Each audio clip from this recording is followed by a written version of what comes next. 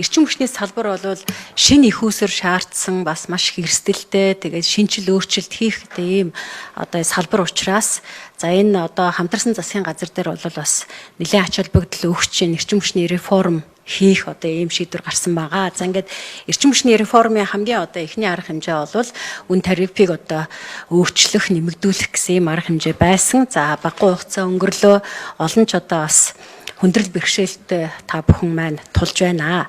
За ингээд энэ тариф өөрчлөгдөхөд эрчим хүчний салбар маань одоо 400-аад тэрбум төгрөгийн үр төлтөө явж байна гэсэн ийм мэдээллийг тухайд өгч ирсэн. За ингээд үнийн тариф өөрчлөгдснөөр хичнээн одоо төрний одоо хөрөнгө мөнгө хоримтлагдва. Та бүхэн энэ одоо хоримтлагдсан хөрөнгө мөнгөөрөө ямар одоо асуудлуудаа шийдэж байна вэ? Сая таны одоо бас танилцуулганд бас гарлаа. Эрчим хүчний салбарын ажилтны цалин үйлсний асуудлыг нэмсэн байна. За үр төлбөрөөсөө бас барагдуулсан бах. Илүү одоо гарсан ийм хөрөнгө мөнгө байна уу? Энийг одоо салбарын одоо энэ технологийн шинжилт одоо хөрөнгө оруулж чадчихэв үү? Дулааны цахилгаан станц 3-4 дугаар цахилгаан станц бол маш хуучирсан 30-аас одоо 60 жилийн насжилттай. Ер нь бол өвлийн одоо эд ачааллын үед таач өөрөө бас мэдээлэл өгдөг те.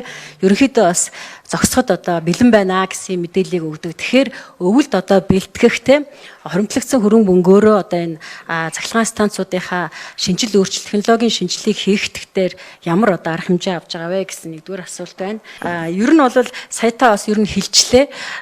Эрчим хүчний үндэсний хороо реформын үндэсний хороо байгаа. За эрчим хүчний яам бол бодлого шийдвэрээ гаргаад явдаг. За дээрэс нь Эрчс Монгол гэдэг энэ компани байгуулагчлаа. Тэгэхээр ерөнхийдөө маш олон толгойтой болчлоо гэж хэлж байна. Тэгэхээр энэ үндэсний аюулгүй байдлын одоо хэмжээнд яригдах эрчим хүчний энэ салбар маань ингээд үл ойлголцолтой 2-3 толгойтой ингээд явах юм бол одоо энэ 2024-с 28 оны энэ засгийн газрын бидний хамгийн том одоо бас реформ өөрчлөлт хийх энэ эрчим хүчний салбар чи өөрчлөгдөж чадах юм уу? Та одоо бас энэ бодлогыг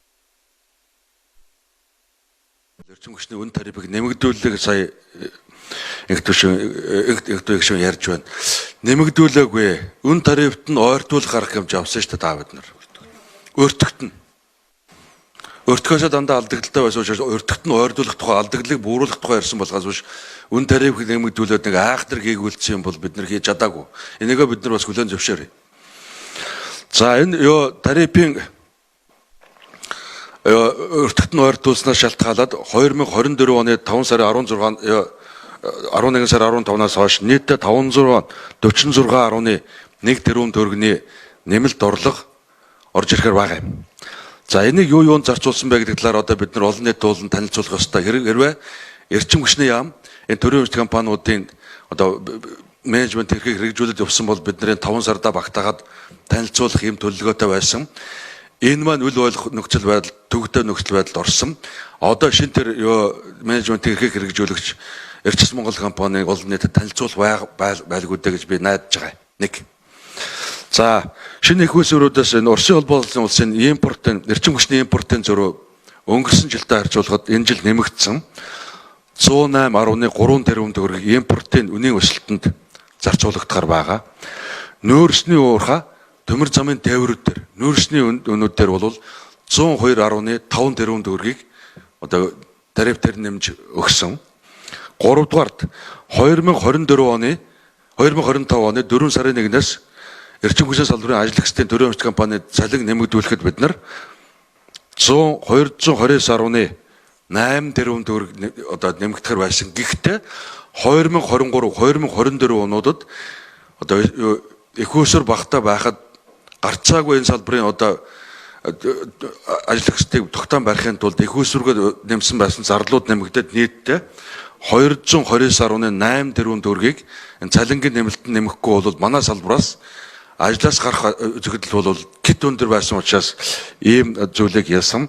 Та тэр 107 сум дээр 428 ажил дээр засвар шинжилгээний төлбөрт 77.1 тэрбум төгрөг зарцуулахар байсан. Энэ маань одоо харамсалтай нь буцаад татагдах нөхцөл байдал үүсэж байна.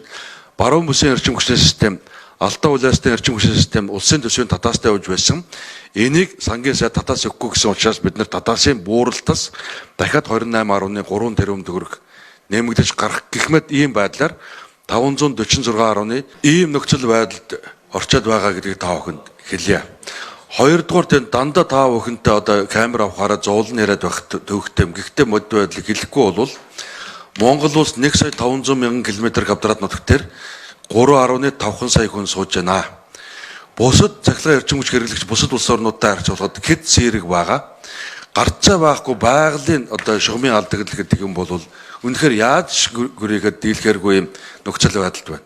200 км шугам татаад нэг 20-30 айл зарим айл шугамын төв дээр бол нэг 100 айл явдаг ийм нөхцөл байдлууд байгаа гэдэг бас хэлье. Баруун бүсийн эрчим хүчний систем, Алдаа улаасны эрчим хүчний систем энэ бидний амьдралын хэв загвар онцлогоос шалтгаалаад ийм өндөр алдагдaltaй яваад байгааг бас та бүхэн зөвөр ойлгох байлгүй гэдгийг хэлье. Тэгэхгүйгээр бид нар чинь дандаа нэг гоё юм байгаа юм шиг, боломжийг дараа суучгаад байгаа юм шиг хүмүүс нөхцөл байдлаа үнээр нь хэлж чадахгүй байсаар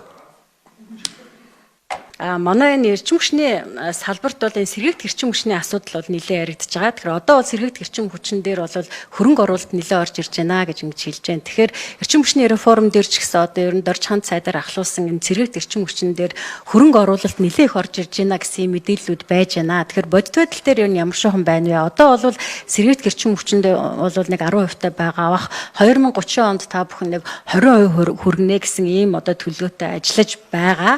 Тийм учраас одоо энэ 5 жилийн хугацаанд энэ 20 хүрэх юм боломж болцоо нөхцөл бол таны хувьд бол ямар харагдаж байна гэсэн юм асуулт байна. Тийм ээ. Чожисрэсэд сая та хэллээ боломжийг дараа суугаад байгаа юм шиг гэдэг яг ийм нэг нөхцөл байдал ийм ойлголтууд бас яваад байдаг байхгүй. Тэгээ сэргийгдэх эрчим хүчин дээр олон компаниуд л одоо юугаа зөвшөөрлөө авч чадахгүй яамны бодлого одоо бас ийм харьцангуй байдаг гэсэн ийм гомдлууд ирээд ер нь бол эрчим хүчний реформ дээр бас ярьж исэн. Тэгэхээр энэ боломжуудыг яагаад ингэж дараад байгаад идэм бэ?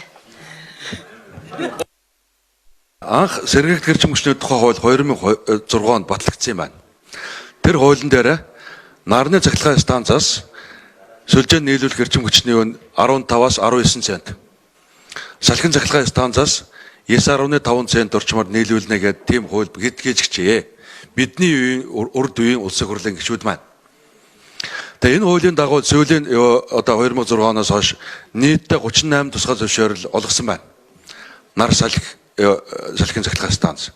Үүнээс 9 цахилгаан станц нь бол эрчим хүчний салбарт одоо үйл ажиллагаа явуулсан. Цаана 11 тусгай зөвшөөрөл эзэмшигчийн тухай яриа байдаг. 8 нарны станц нийтдээ нэг 90 гаруй мегаваттын хөтөн чадалтай, 3 салхин цахилгаан станц 150 мегаваттын хөтөн чадалтай байгаа. Ийм байгаа юм. Цаашид бид нар 2019 онд сэргийгдэх эрчим хүчний тухай хуульд өөрчлөлт оруулаад сүлжээнд сэргийгдэх эрчим хүч нийлүүлэх юм бол уралдаан цонгон шалгууруулалт тендер зарлаа гэдэг ийм хуулийн өөрчлөлт бий болцсон. Гэтэл энэ урд нь байгуулсан энэ өндөр үнэтэй сэргийгдэх эрчим хүчний тусгай зөвшөөрөл эзэмшигчид нар маань эрчим хүчний яам, эрчим хүчний зохицуулах ороотой байнгын гэрүүл тэмцэл шүүхийн маргаантай бид нар байгаа. Тэгээд бид нар нэг дундын одоо хуулиур болоод өнгөрсөн 2024 оны 4 сарын ихээр бид нар эрчим хүчний сайдын зөвлөлийг хуралдуулад нарны эрчим хүчийг нь одоо тэр тусгай зөвшөөрөл эзэмшиж байгаа 11 тусгай зөвшөөрөл эзэмшигчийн тухайд нарных нь эрчим хүчийг бид нар одоо дундын хуулбараар 10 центээр сүлжээнд толгоноо. Гэхдээ хөтөн чадлынхаа 20%-аас доошгүй батарейтай байсан тохиолдолд холбуулъя. Цахилгааных нь бол 9.5 цент байсныг нь 8.5 центээр одоо салхины станцаас бол эрчим хүчийг сүлжээнд холбуулъя. Салхин цахилгаан станцын хувьсах чадвар өндөр учраас 40% тэнцэх хэмжээний батарей суурлуулаа гэдэг ийм шийдвэр гаргаад энэ 11 тусгай зөвшөөрөл эзэмшигчд хүргүүлсэн. Одоо энэ эдгээр тусгай зөвшөөрөл эзэмшигчдийн дийлэнх нь бол энэ сүүлчийн бидний тавьсан шаардлага хүлээж аваад явж байгаа. Энэ бол шинээр цахилгаан эрчим хүчний тендер бол бид нар зарлаагүй байгаа. Ийм байна.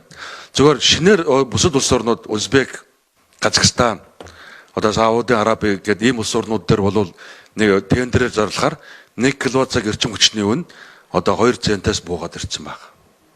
Одоо би та бүхэнд энэ үнэндээ бол одоо нэг зүйлийг хэлэхэд 19 центээр төвийн сүлжээнд эрчим хүч нийлүүлж байгаа нарны цахилгаан станцууд байгаа. Нийт эрчим хүчний 9.2%-ийг нь нийлүүлчихэд төлбөрийнх нь 27%-ийг авж байгаа. Сэргийгдэх эрчим хүчний компаниудын олж байгаа ашиг төвийн бүсийн эрчим хүчний алдагдал хоёр ойролцоодоо тийм байна. Хэний баяжсан, миний ядуурсан хоёр танд